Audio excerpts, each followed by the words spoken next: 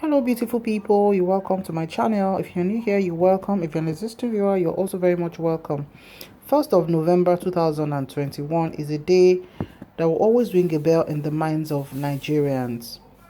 Okay, all of a sudden it was going well, everybody was hoping for a fantastic new month, and boom, we heard about the collapse of a 21-story building in Ikoyi, Lagos State, Nigeria. Ikoyi is a highbrow area for the elite in Lagos State, Nigeria, and for someone to be building a tower of 21-story building, it's not a small feat at all.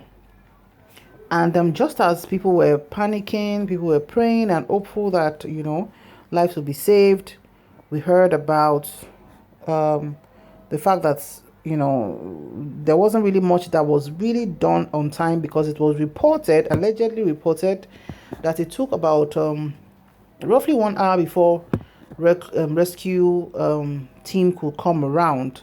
And when they did come around, when it comes to situations like that, 1 minute or 1 second is a long time.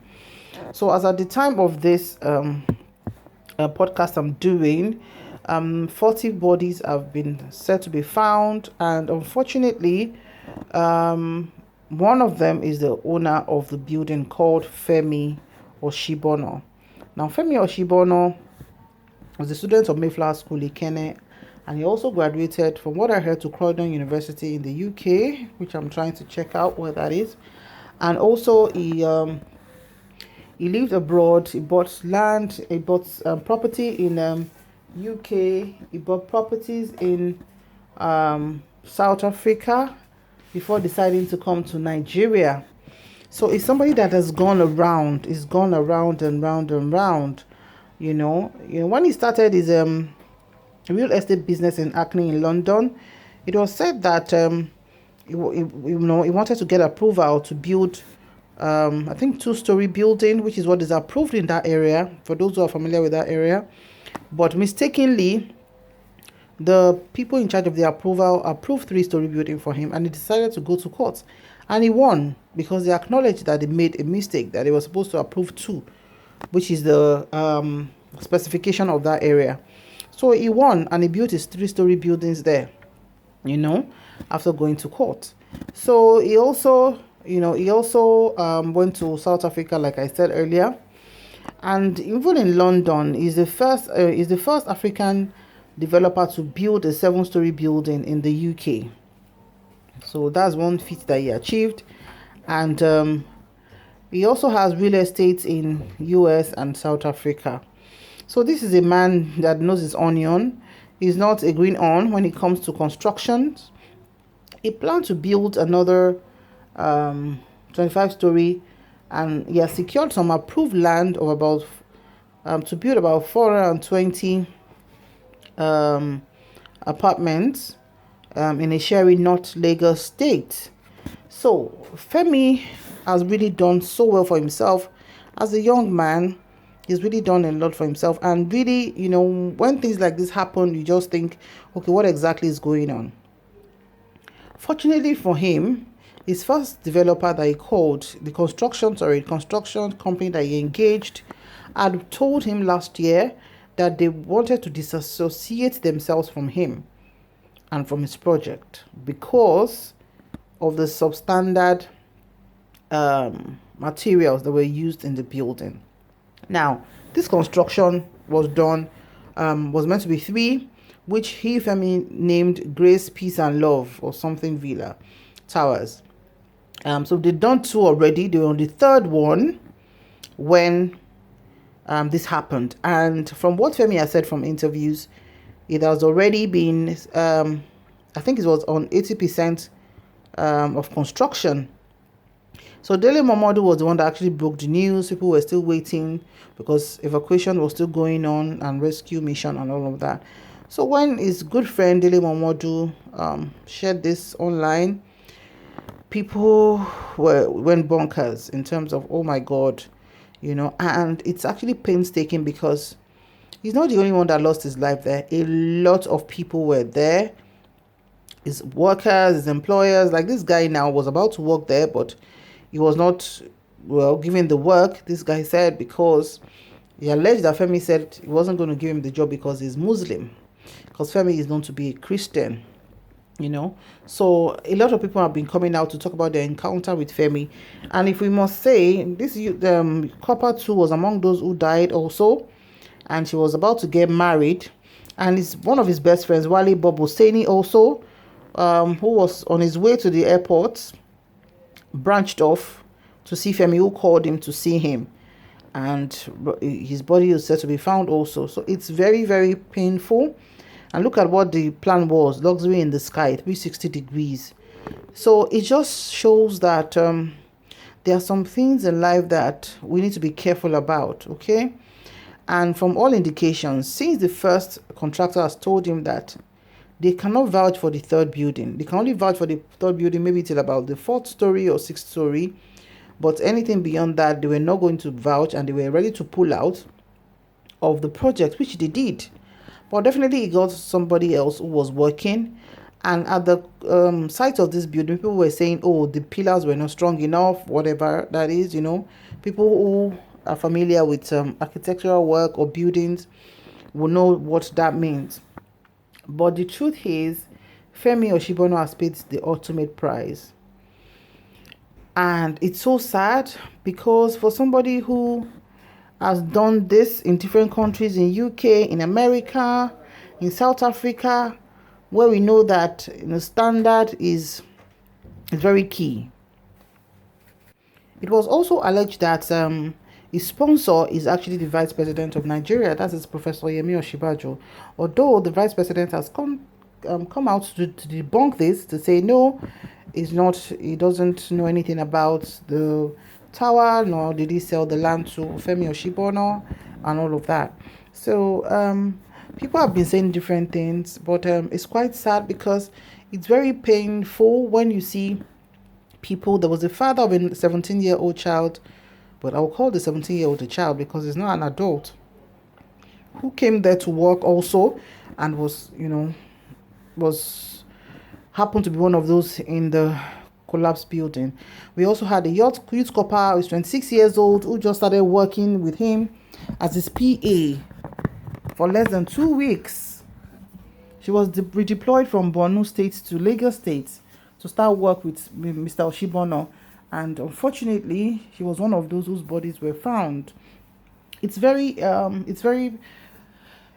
so painful. It's so painful. It was just a sad beginning of a month to hear this, because sometimes it's not about something happening to people that even people you don't know. You have to empathize with them and feel their pain. It's too painful. So the Lagos State governor and the deputy governor have visited the site, and they also talked about how the people will be taken care of and all of that. And so we hope that they will be, though some family members are saying that they're not letting them see the corpse right now. So we hope that will be sorted out, because the pain is too much. It's too much. It's too much. It's too much. It's just what it is. So people have mentioned words like greed on the part of Femi Osibona, and that how was he able to circumvent the people and Lagos State officials. There was a report that Lagos State official had actually gone there to seal up the premises last year, and he was arrested for a couple of hours, but they had to release him because of orders from above. So we can't say the officials did not do their job. And even the director of the Lagos State Building Commission, whatever, was sacked immediately, because he came out to say that the approval was given to him for 15-story building, but he ended up doing 21-story building, while the deputy governor said the approval was only given for 21-story. So 15 and 21 by the director of the Lagos State Building, whatever, and the deputy governor, there was a conflict, and he was sacked. The guy was sacked. So whatever that was, the truth will always be known. However, Mr. Femi has paid the ultimate price. It's so sad, because really, when we are doing things, we should do it well. People say don't speak bad about the dead, but it doesn't mean that we should not address the issue, and we, the living, should always find something to learn from the situation. If he had known that he was going to lose his life in that building, he would not have done that. So when we are trying to, is it that maybe he ordered for the right thing and the wrong thing was supplied? Was there no quality control? Where are the engineers? Or, for the first construction company to have pulled out of that agreement, that was quite huge. It shows that there was fire on the mountain, honestly. So Mr. Femi is gone, and unfortunately, he didn't die alone. He died with a lot of people, and really, with the bodies, some of the bodies are yet to be found, and we hope they will be. And this is almost like the third or fourth day after, and it's a long time for any human being to be under the rubble, honestly, except a miracle happens, and which we are praying for. And to all those who lost their family members, their loved ones, we grieve with you. We pray God should strengthen you and give you the fortitude to bear this very sad loss. May the Lord uphold and keep you. And we know that's a multi-million dollars investment gone. Now the question is there going to be any suing? Is there going to be any compensation for those who lost their lives over there? Nobody can tell. With the other two towers that are standing, what's going to happen? Are they going to be left like that? Do we trust the integrity tests of the buildings, the towers? The sad thing in the country is that when this is going on, everybody will start shouting, talking about it. But in about 2 weeks or a month, people are not going to talk about it anymore. It's just going to be something in the past, and nobody will know what's going to happen again. So are the two towers going to keep standing, or they're going to be pulled down? Nobody can tell. Is there going to be an integrity test on it? Because some people said the vibration of the one that came down is so much that it will have an impact on the houses around the place. Now, one sorrowful development just occurred that just came to press, that the wife, Femi Osibona's wife, and his brothers are at loggerheads. They are fighting over bank details, exotic cars, and other assets, and they've engaged lawyers. So it just got me thinking to say, the man just died barely a week ago, and all they can do now is for the brothers to start fighting with the wife. They are not allowing the wife to gain entry into their home, and they are actually engaged in a fight to finish. She has 4 children for the late Femi, and now she's trying to enter her husband's house, and she's told not to do that because they were said with this. It said that there is bundles of money, keys to expensive vehicles, and others in the house. They said the 2 family functions came with mobile police officers, popularly known as the Mopos, after which they were all locked out by residents of the building who are neighbors of the deceased. So one of the sources said, and I quote, "The brothers and wife of Femi Osibona are fighting over access to bank details of the deceased and keys to expensive vehicles. This is despite the fact that the man has a wife and 4 kids. The body is yet to be buried. They are already fighting over his property. His wife was at the site yesterday shouting at his brothers. I think there are loads of cash in the house." Femi's brothers have stopped his wife and daughter from getting into his apartment. It is such a mess that money has become the root of all this evil. The brother asked the wife to go and stay at the hotel, and she claims she has no money to go there. Another source says, and I quote, "The woman came to the house with Mopo. The family also engaged the services of Mopo. On each side, there were about 20 people shouting on one another. When it was already midnight, we chased every one of them out of the house. They were outside till midnight, shouting, swearing, boasting, and threatening. Instead of mourning, these people were fighting over assets. They have also engaged popular lawyer Olisa Ogbakoba on the matter." Wow. Femi Osibona, the CEO of Foursquare, was confirmed dead and recovered from the rubble of the collapsed structure after about 4 days. 4 days. 4 days under that rubble is not a pleasant thing. It's not at all. There's also concerns about the whereabouts of his friend Wale Bob Oseni and others who were trapped in the building. Like I said earlier, Bob Oseni was supposed to catch a flight to the US briefly, but he made a detour to see the projects at the invitation of the developer, Osibona, but did not work out alive. This collapse that happened on Gerard Road, Ikoyi, is yet to be ascertained the number of people still trapped beneath the rubble. The death toll currently stands at over 40 persons. Emergency workers had evacuated more than 9 persons alive from the debris of the falling building. So the 9 survivors as at now are at the hospital at the instruction of the governor, and it's just so unthinkable for a family relative to just go there and start searching and trying to identify the body of a family member. It's so sad. It's so sad. This is meant to be a luxury apartment. It's meant to be, like Femi Osibona said before his death, it's meant to be a 7-star hotel, right? A 7-star hotel, but it's paid for as a house with everything you can think about being there.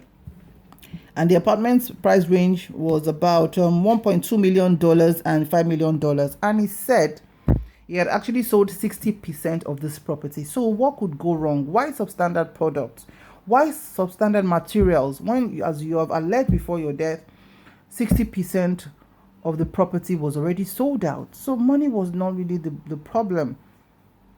And for such 21-story building to come down, when it hasn't been occupied, it is not completed yet. It was 80% on completion. So for that structure to come down, that means that the materials used were not it at all. I don't want to use some words. Not it at all. So why? When there's money for you to do it? If big time developers can be doing this, if Femi Osibona could have done this, what would you expect people who don't even have money to do projects to do? Right? So I wish we all learn. It's not just about Femi. Femi is done and gone. That's the truth of the matter. Whether we talk about it from now till tomorrow or till next year or the next 50 years, Femi is gone. He's gone to meet his creator. Now, it's there for you and I to look at what are we doing in our lifetime. What is that thing we're supposed to do correctly? And we are intentionally not doing the right thing. If we don't learn lessons from issues like this, then we are not really truly living our lives. Okay? I know if he had the opportunity to look back, he would just tell himself, oh no, I messed up. Honestly. So for everybody out there, please learn 1 or 2 things from this. I'm going to play a video by Pastor Matthew Ashimolowo, who said he laid hand on him to bless him at every point when he was going to London to do investments. He was going to South Africa to do investments. And people have come out for Pastor Matthew Ashimolowo to say, okay, when you told him to go to Nigeria, why didn't you foresee that he was going to die there? Or why didn't you advise him to do the right thing? My stand on that is quite, let me see, in perspective, because, anybody can lay hands on anybody to pray for anybody, right? But if they pray for you to go and do something and you choose to go and do the wrong thing of what the right thing is, let me put it like that, then it's your fault. Because pastor did not say, or he didn't say that the pastor told him to use substandard materials. And this is somebody who has built houses, 124 houses in, I think, South Africa. Yeah? A big time property real estate guru. So even if Pastor Matthew had laid hands on him, people have been going for Pastor Matthew, which they have the right to do so, right? But Mr. Femi should know better. No pastor would say this to say, go and use substandard materials. Nobody will tell you that. And for the first and second tower, which the former construction company said they did the right thing on that one and they can vouch for that one, right? Until it took a different turn to decide not to use them again. And, this is where we found ourselves. So everybody has the right to their own opinion. So let's just pray for the souls of everybody there to find rest, and let us learn.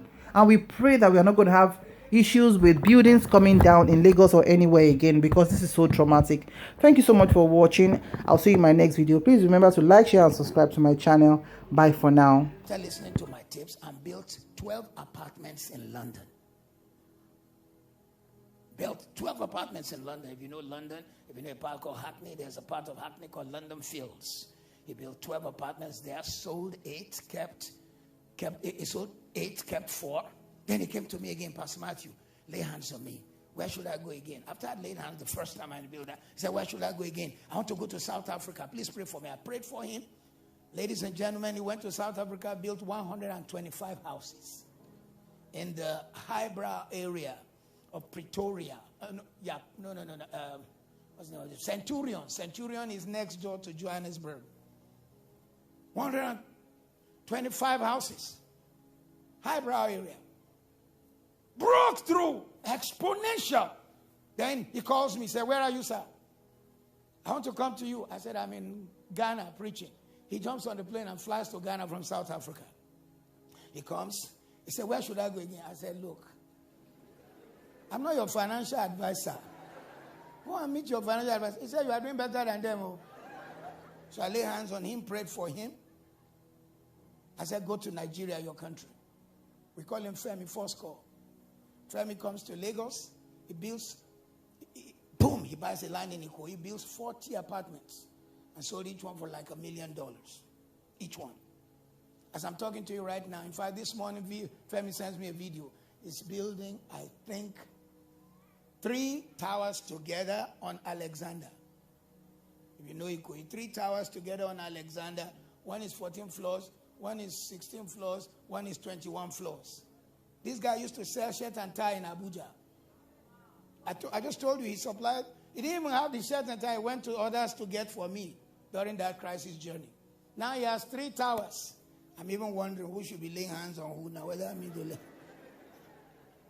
3 towers, man. You know what I'm saying? 3 towers. He sent me a video this morning.